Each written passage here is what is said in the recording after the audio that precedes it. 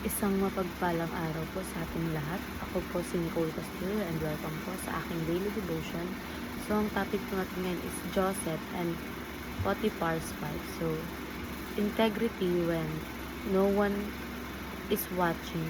From the slave market, Joseph became a servant in Potiphar's house, and God helped him do his work well. But one day, Potiphar's wife tried to make Joseph sin with her. No one else was watching. Joseph could have hidden his sin. But Joseph remembered God. He knew that sin is not only wrong against people, but against the Lord. Joseph ran away even though it cost him his freedom. He was sent to prison, but God stayed with him. This story teaches us that obeying God matters most, even when it's hard, and even when no one else is. So, yun po sa Genesis chapter 39, verse 7 to 12. And after a while, his master's wife took notice of Joseph and said, "Come to bed with me."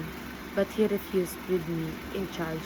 He told her, "My master does not concern himself with anything in the house. Everything he owns, he has entrusted to my care. No one is greater in this house than I am. My master has withheld nothing from me except you, because you are his wife."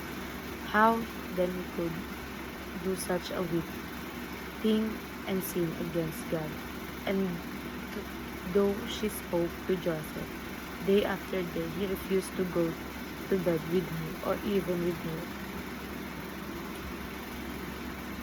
One day he went into the house to attend to his duties, and none of the household servants was inside. She caught him by his cloak and said, "Come to bed with me."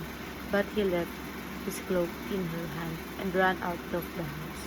So, ayon po sa ating katuruan, gratitude builds moral strength. So, kapag marunong kang magpasalamat, lumalakas ang character mo. When you're thankful to God, hindi ka madaling mainggit, magreklamo o gumawa ng mali. Gratitude keeps your heart humble and steady. And wise people set boundaries. So, ang matalinong tao marunong maglimit.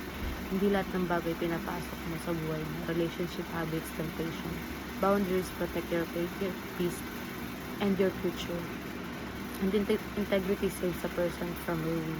So, kapag buo ang prinsipyo mo, iniiwas ka nito sa kapahamakan. Integrity means doing what is right, even when no one is watching. So, maraming nasisira ang buhay dahil sa konting compromise.